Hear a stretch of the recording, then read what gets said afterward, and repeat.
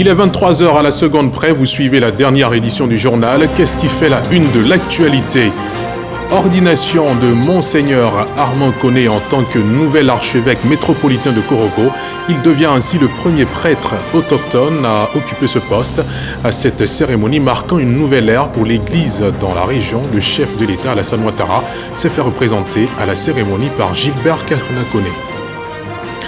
150e réunion conférence de l'Union interparlementaire en Ouzbékistan, une forte délégation composée du président de l'Assemblée nationale, de sénateurs et de députés prennent part à l'événement. Adama Bictogo appelle à un cessez-le-feu et l'instauration rapide de la paix et de la stabilité en Palestine, propos tenus lors de la réunion du comité consultatif de l'Union des parlements de la coopération islamique dont il est le président. Si vous êtes fidèle client du marché Gouro d'Adjamé, vous n'aurez aucun mal à vous accommoder à celui qui porte non seulement le même nom, mais aussi la même configuration à Château-Rouge dans le 18e arrondissement de Paris, plus petit, mais aussi riche que celui d'Abidjan en produits vivriers locaux. Nous vous ferons une visite guidée du marché Gouro de Paris, celui-là même qui permet à la diaspora ivoirienne, voire africaine, de déguster les succulents mets ivoiriens. Voilà pour le programme. Bonsoir à tous. Merci d'être des nôtres pour cette demi-heure d'information. On entame ce journal dans le septentrion ivoirien où ce samedi, Monseigneur Armand Koné a été ordonné nouvel archevêque métropolitain de Korogo. Cette ordination marque un tournant historique puisqu'il devient le premier prêtre autochtone à occuper ce poste. La cérémonie a rassemblé de nombreux fidèles et dignitaires célébrant une nouvelle ère dans l'église de la région. Gilbert Kafana Koné y représentait le chef de l'État Alassane Ouattara à Mississauga. Acceptez-vous la charge que nous ont confiée les apôtres? Oui, j'accepte cette charge. Cet engagement traduit l'ordination épiscopale d'Armand Koné. Il devient ici le nouvel archevêque métropolitain de l'archidiocèse de Korogo. Il succède à l'actuel cardinal Ignace Pessi Dogbo. À la cathédrale Saint-Jean-Baptiste de Korogo, Monseigneur Armand Koné reçoit l'onction du Saint-Crème et les insignes épiscopaux, à savoir l'évangéliaire, l'anneau signe de fidélité à l'Église, la calotte, la mitre et le bâton pastoral. L'ascension de ce tout premier prêtre autochtone à accéder à cette haute charge dans la région est saluée par les fidèles. Très heureuse. Parce que c'est une première dans ma vie chrétienne d'assister à une telle cérémonie. Augmenter ma foi. Vraiment, c'est une très grande joie pour nous. Merci au Saint-Père qui a porté son choix sur lui. Nous prions Dieu pour qu'il puisse être un bon berger pour tous les diocèses. Dans sa présentation, le cardinal Ignace Pessi Dogbo a décrit Monseigneur Armand Koné comme un homme de foi et le nonce apostolique, le représentant du Saint-Siège, Monseigneur Mauricio Rueda, l'a exhorté à guider le peuple de Dieu avec sagesse. Celui qui nous rassemble aujourd'hui, il n'a rien de ce que le monde considère l'apparence. Mais il a tout, parce que Dieu lui a donné tout pour être évêque. Dans un discours empreint d'émotion, le nouvel archevêque a exprimé sa gratitude envers Dieu le Père. Je n'ai pas reçu, chers frères et sœurs, une promotion. Mais, comme le dit le psaume 130, je n'ai pas le cœur fier, ni le regard ambitieux. Je tiens mon âme égale et silencieuse, comme un petit enfant contre sa mère. À cette cérémonie, le haut représentant du chef de l'État Gilbert Kafana Koné, à la tête d'une forte délégation composée de membres du gouvernement, d'élus et cadres du district des Savanes, est venu transmettre le don du président Alassane Ouattara. 20 millions de francs CFA, dont 10 au nouvel archevêque ainsi qu'un véhicule.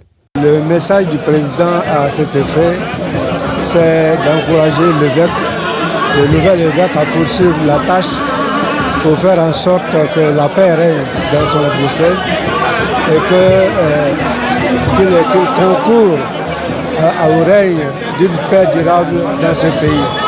Monseigneur Armand Koné, âgé de 56 ans, a 17 ans d'épiscopat. Son défi majeur, la construction d'une nouvelle cathédrale. Avec lui, un nouveau chapitre s'ouvre pour l'archidiocèse de Korogo. On continue en religion pour dire que l'avant-dernier dimanche du carême chrétien marque le début officiel du pèlerinage chrétien à Lourdes. À titre de l'année 2025, ce sont 3 500 000 chrétiens qui y sont attendus en mission en France. Une délégation ivoirienne conduite par le ministre-gouverneur Philippe Légré y est allée demander une prière pour les élections présidentielles d'octobre prochain apaisées. Le compte-rendu de notre envoyé spécial, Sam Conan. Sanctuaire Notre-Dame de Lourdes, messe de lancement officiel du pèlerinage chrétien 2025 à Lourdes. Une messe célébrée au pied de la grotte, à laquelle a pris part une délégation ivoirienne, conduite par le ministre-gouverneur Philippe Légré. Ici, les Ivoiriens n'ont pas manqué de prier pour la Côte d'Ivoire, pour tous les Ivoiriens, avec à leur tête le chef de l'État, Alassane Ouattara, et pour des élections présidentielles apaisées. C'est parce que je suis convaincu que cela va bien se passer, en confiant tout à la Vierge Marie que je suis là. Oui. Vous savez, il y a beaucoup d'Ivoiriens qui sont venus, qui, ma foi, se concentrent dans la prière pour l'effet de donner à la Vierge Marie une occasion de prendre encore la Côte d'Ivoire dans ses mains, de prendre le président Ouattara dans ses mains, de prendre tout son gouvernement à la tête duquel je suis le premier Mabé Bégré. La paix dans les cœurs, dans les familles, dans les pays. Surtout là où ça bouge. Et quand il y a des élections, on a un peu de traumatisme par rapport au passé. On a prié pour que tout se passe bien. La Côte d'Ivoire, c'est notre pays à nous. C'est le premier bien qu'on a. Donc, les élections arrivent bientôt. On prie pour que la paix soit effective en Côte d'Ivoire et que les élections se passent dans de très bonnes conditions. Rappelons que le sanctuaire de Lourdes a accueilli 3 millions de pèlerins en 2024. Pour 2025, ce sont plus de 3 500 000 pèlerins qui sont attendus. Le président de l'Assemblée nationale séjourne en Ouzbékistan. Adama Bictogo et sa délégation participent à la 150e conférence de l'Union interparlementaire à Tachkent, la capitale ouzbèque. La cérémonie inaugurale s'est tenue le samedi 5 avril. Adama Bictogo, également président de l'Union des parlements de la coopération islamique, a présidé la réunion du comité consultatif de l'organisation, rencontre au cours de laquelle les parlements ont échangé sur la situation en Palestine.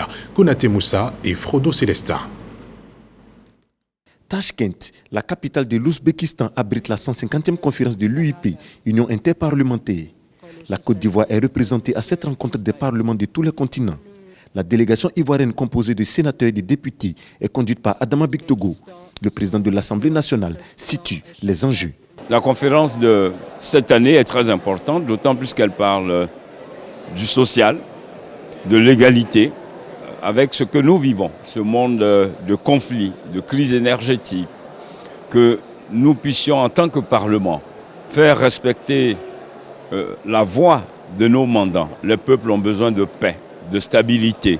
Et donc, nos législations doivent donc pouvoir être des socles pour les gouvernements, de pouvoir donc offrir au peuple du monde entier l'épanouissement.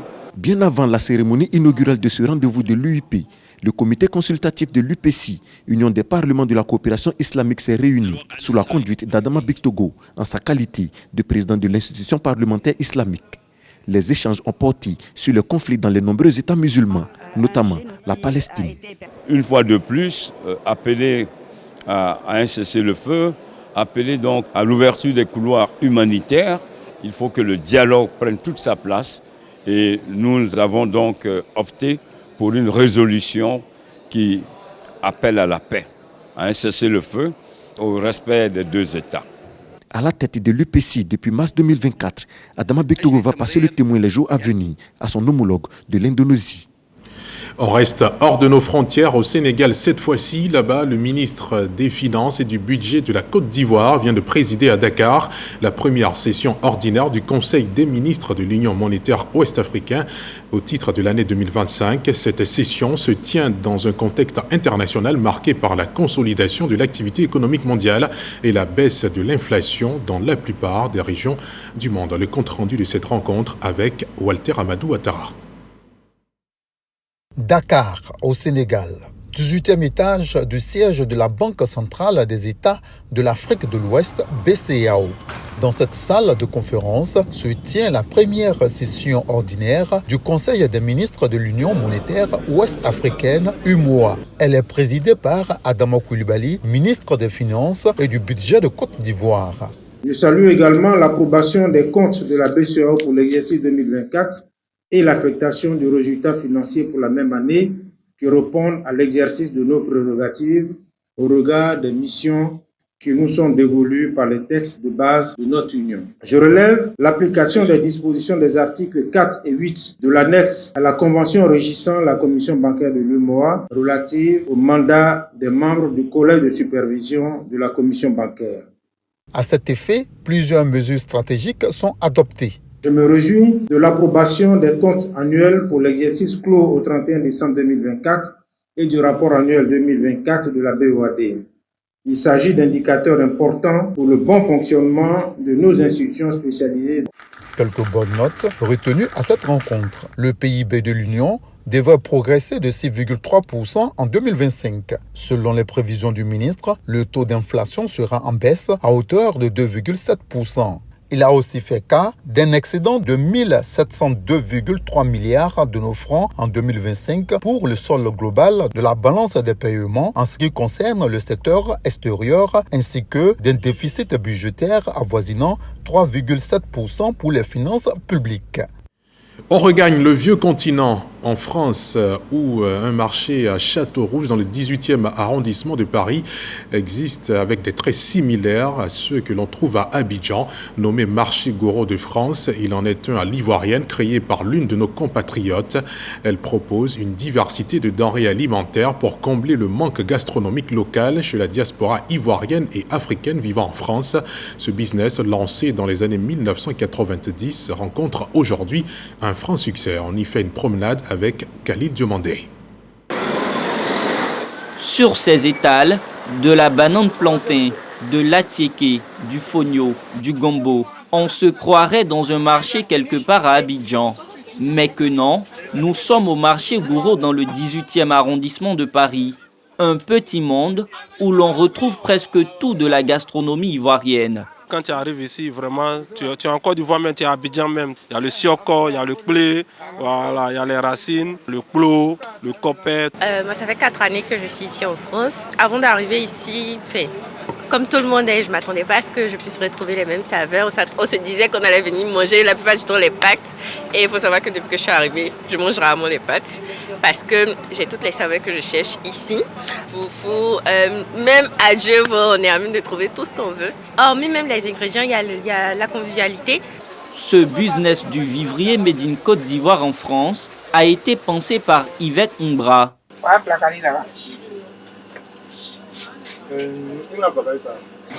Dans les années 90, alors qu'elle exerce le métier d'assistante aux personnes âgées, Yvette décide de lancer son activité d'alimentation exotique. J'ai senti que nos compatriotes avaient besoin de la nourriture africaine. Et donc, c'est comme ça que je me suis mise en société. Et on a eu une équipe en Côte d'Ivoire qui prépare tout là-bas. Toutes les semaines, on fait des expéditions par avion et par bateau. De fil en aiguille, Yvette réussit à se tailler une réputation dans le secteur du vivrier à Paris. Le concept du marché Goro est adopté par la diaspora africaine. Le succès est au rendez-vous. Yvette passe d'une boutique à 2 légalement constituées. En tout cas, aujourd'hui, tout va bien par la grâce de Dieu. On paye nos impôts. J'ai décidé de me professionnaliser pour montrer aussi que un Ivoirien peut faire quelque chose de professionnel et bien organisé pour aussi participer à l'économie de la France. J'emploie au moins 20 personnes. Quand tu vois ça, c'est une fierté en fait. Nous, les jeunes qui viennent d'arriver, ça nous encourage aussi pour dire que tu peux commencer par le Diossi et puis après toi-même créer ton activité, quoi. Aujourd'hui, l'ambition d'Yvette est d'étendre son enseigne aux différentes villes de la France pour le grand bonheur des amoureux de la gastronomie africaine en général et ivoirienne en particulier. On regagne les bords de la lagune Ébrié pour évoquer l'intervention du géomètre expert dans le domaine foncier qui est souvent décisive pour clarifier les droits, délimiter les espaces et prévenir les litiges. Dans le magazine du dimanche, Hamza Diaby a reçu le président de l'ordre des géomètres experts de Côte d'Ivoire. Aoulou Joseph Kwamelan nous dit comment le géomètre expert contribue concrètement à la sécurisation foncière. Extrait. Le géomètre expert est le spécialiste de la mesure, est le spécialiste de la production des plans fonciers pour lesquels l'État de Côte d'Ivoire adresse des droits pour avoir des titres. La sécurisation foncière est un ensemble de processus visant à clarifier les droits, à les rendre visibles, opposables tiers, de telle sorte que le détenteur de ces droits puisse vivre, travailler et faire fructifier son activité sur la terre sans problème. Aujourd'hui, de par la loi, le géomètre expert, de par sa mission de délégation des services publics en matière foncière, est le seul qui crée la parcelle. Quand je dis créer la parcelle, il délimite la parcelle, il fait le bornage, il fixe la parcelle, le sol, il lui donne des coordonnées qui permettent de retrouver la parcelle sur l'étendue du territoire, il lui donne les mensurations, les dimensions de la parcelle et sa contenance, qui est la superficie. C'est sur la base de ces éléments que le géomètre expert produit, que l'État de Côte d'Ivoire et toutes les administrations concernées adressent des droits pour nos concitoyens. Aujourd'hui, nous rencontrons des Ivoiriens qui opèrent dans le foncier sans être géomètre expert. Ils mettent la propriété de nos concitoyens à risque. Au chapitre politique, on s'intéresse à la tenue du 18e bureau politique du PDCI RDA. Cette cérémonie tenue ce samedi 5 avril à Yamoussoukro a mobilisé plus de 400 membres du bureau politique. Les membres du bureau politique présidé par Dr Emou Sylvestre se sont réjouis de l'ambiance apaisée dans laquelle s'est tenue cette rencontre. Sidonie Davila et Eva Richard y ont participé. Leur compte rendu. L'un des moments les plus attendus de la vie politique du PDCI RDA s'est joué ce samedi à Yamoussoukro. Réuni pour son 18e bureau politique, le plus vieux parti de Côte d'Ivoire a tranché. Il est proposé une convention en 2 phases. La convention nationale élective, éclatée dans 45 localités nationales et 5 pour la diaspora. L'organisation de la cérémonie d'investiture du candidat élu à la convention nationale à la place Jean-Paul II de Yamoussoukro. Date pour les conventions locales, le 16 avril 2025. Au terme de cette présentation, le bureau politique a pris les décisions relatives à, premièrement, le lancement d'un appel à candidature. Deuxièmement, la fixation du montant de la contribution à l'organisation de la convention à 30 millions de francs CFA pour les candidats. La réunion qui a débuté aux environs de 12 heures dans un climat marqué par des mesures sécuritaires strictes s'est tenue en l'absence du président du parti, Tidi Thiam. Pour des raisons de cas majeurs, ils le retiennent en Europe. Nous regrettons cela et il me charge de vous présenter ces excuses les plus sincères. En l'absence du président du parti, c'est le secrétaire exécutif en chef qui préside les travaux, selon les tests du PDCI RDA. Les assises s'achèvent, mais le combat continue. Nous devons maintenant retourner sur le terrain, porter une énergie nouvelle, animée par une foi inébranlable en la victoire. Les membres statutaires du bureau politique se réjouissent de l'issue de cette rencontre. Les assises se sont déroulées dans la fraternité, dans la compréhension. Et là, nous félicitons toute l'équipe de l'organisation. Le PDCI reste solide avec son expérience, le dynamisme de ses militants et la détermination de reconquête du pouvoir d'État. Aujourd'hui, le message que nous avons, c'est d'aller préparer la convention en vue donc de l'élection du candidat du PDCRDA à la prochaine présidentielle. Immédiatement, nous allons tourner donc dans notre zone pour porter l'information de sorte que d'ici le 16, tout le monde soit prêt et que le scrutin se passe dans les normes. Parmi les absences notables à ce 18e bureau politique, celle de Jean-Louis Billon, membre de l'instance, n'est pas passée inaperçue, alors que le PDCI RDA s'apprête à célébrer dans les prochains jours son 79e anniversaire. Ces retrouvailles politiques revêtent une importance particulière dans la perspective de la désignation de son futur candidat. Dans l'ouest du pays, à l'approche de l'élection présidentielle d'octobre 2025, les secrétaires départementaux du RHDP ont organisé une rencontre avec les différentes sections du parti de Biankouma. Objectif, mobiliser toute la base du département afin d'offrir la victoire écrasante du candidat du RHDP en octobre prochain. Chris Diomandé et Siaka Kone.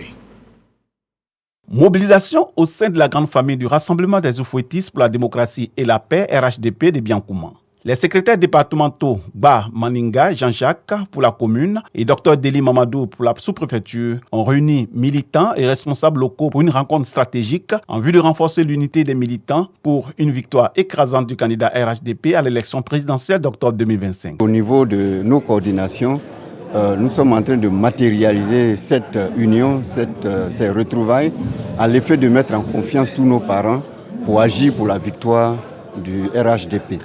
Nous en appelons à la cohésion entre nous tous, comme nous l'étions hier. Démocratiquement, nous devons aller au combat et gagner. Vu les enjeux présidentiels, surtout du 25 octobre 2025, le maire et moi, en tant que les premiers responsables du parti au niveau de la commune et de la sous-préfecture de Biankouma, nous avons jugé opportun de convoquer nos militants pour les mettre en ordre de bataille et leur dire aussi que la question du e-militant est une question qui se poursuit, le processus se poursuit, mais surtout que les uns et les autres s'activent pour acquérir leur carte de militant. Avec une feuille de route axée sur la cohésion et une mobilisation sans faille, Biankouma entend se positionner comme un bastion pour la victoire du RHDP en octobre 2025.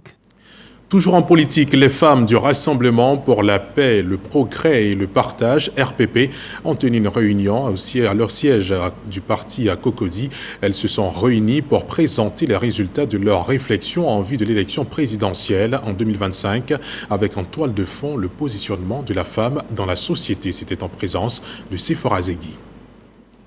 Les femmes du RPP, Rassemblement pour la paix, le progrès et le partage, réunis à son siège à Cocody, entendent jouer un rôle déterminant dans les futures élections. Au cœur des discussions, plusieurs thématiques, la place des femmes en politique, mais aussi la paix et la réconciliation. Au regard de tout ce que nous voyons de la politique de Côte d'Ivoire, il est grand temps que nous aussi, femmes du RPP, nous puissions donner notre mot à la Côte d'Ivoire.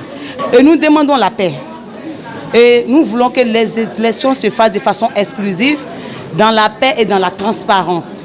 Présent à ce rassemblement de femmes, le président du parti Tiemoko Doumbia a abordé plusieurs sujets d'actualité, dont la position du RPP vis-à-vis de l'élection présidentielle prochaine. Notre vision pour le RPP, c'est de prendre notre temps pour mettre la machine en marche.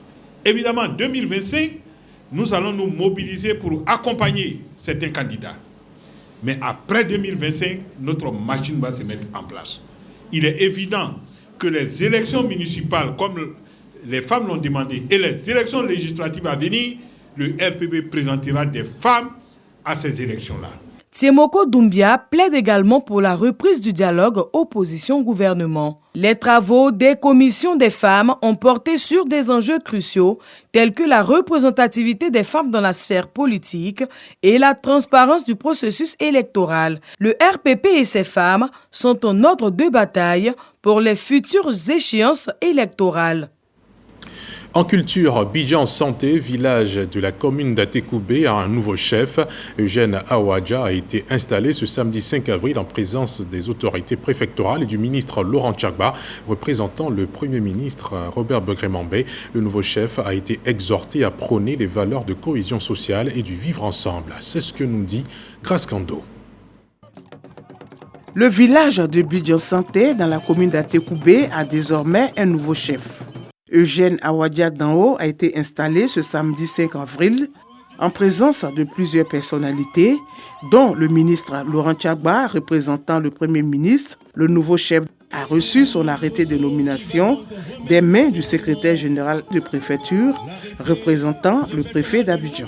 À une période précise, il s'impose qu'il y ait un passage de pouvoir entre les mains au niveau des générations qui se suivent de façon cyclique. Un appel solennel au cadre Achan afin qu'il réfléchisse pour mettre en place un mécanisme de médiation et de règlement des conflits dans les villages Achan au lieu de recourir systématiquement au Conseil d'État.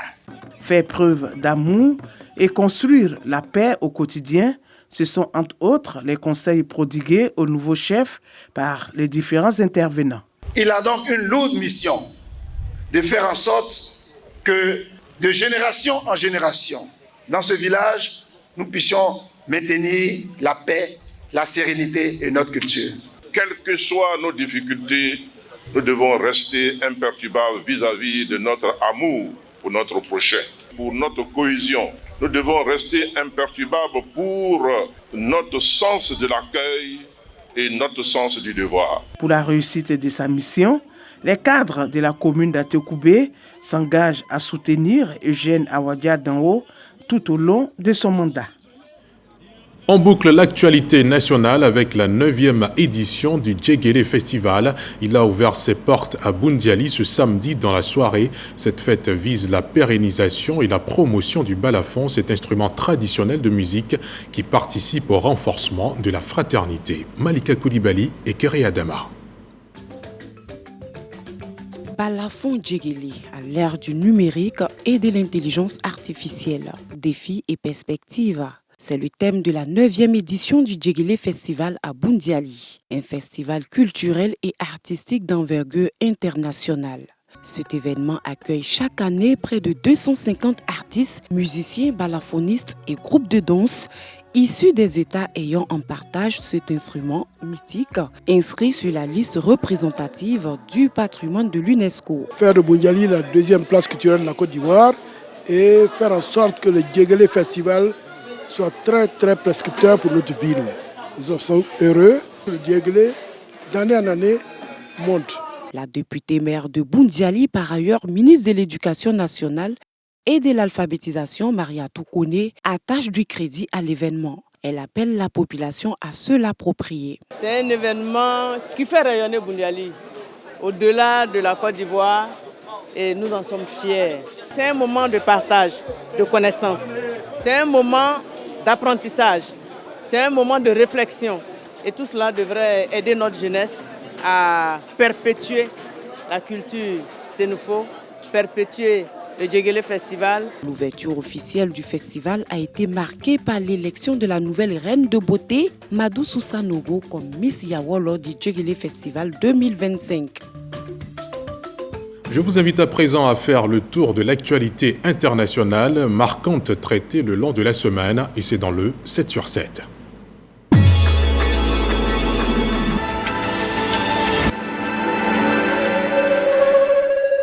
Marine Le Pen a été reconnue coupable de détournement de fonds dans le cadre du procès des assistants parlementaires européens du FN. La chef de file des députés RN a été condamnée à 5 ans d'exclusion avec exécution immédiate. Son avocat a annoncé qu'il ferait appel. Dans une décision sans précédent, Washington a annoncé la révocation de tous les visas accordés aux ressortissants du Soudan du Sud. Les Soudanais du Sud bénéficiaient jusqu'à présent d'un statut protégé octroyé à titre temporaire sur le sol américain. Le bilan du puissant séisme qui a frappé la Birmanie dépasse désormais 3000 morts, alors que 341 personnes sont toujours portées disparues, 6 jours après la catastrophe. Le Premier ministre hongrois Viktor Orban a reçu son homologue israélien Benjamin Netanyahou, visé par un mandat d'arrêt de la Cour pénale internationale pour les crimes de guerre et crimes contre l'humanité présumés dans la bande de Gaza. À l'occasion de cette visite, la Hongrie a annoncé son retrait de la CPI. La Cour constitutionnelle de Corée du Sud a confirmé la destitution du président Yoon Suk-yeol, une décision très attendue. À l'unanimité, les juges ont prononcé la sanction contre l'ex-président. Jusque-là, seulement suspendu. Il est désormais définitivement écarté du pouvoir en raison de sa tentative avortée d'imposer la loi martiale en décembre dernier. Une élection présidentielle sera organisée dans 60 jours. Amadou Bakayoko, membre du duo Amadou et Mariam, est décédé au Mali à l'âge de 70 ans des suites d'une longue maladie. Le duo mondialement connu depuis leur album Dimanche à Bamako en 2004 reçoit une pluie d'hommages. Apparition surprise du pape François à la place Saint-Pierre après une convalescence de 2 mois suite à une grave pneumonie. Il a béni les fidèles venus en grand nombre prier pour sa santé. 2 semaines après sa sortie de l'hôpital, âgé de 88 ans, le pape François a présidé une messe dédiée aux malades.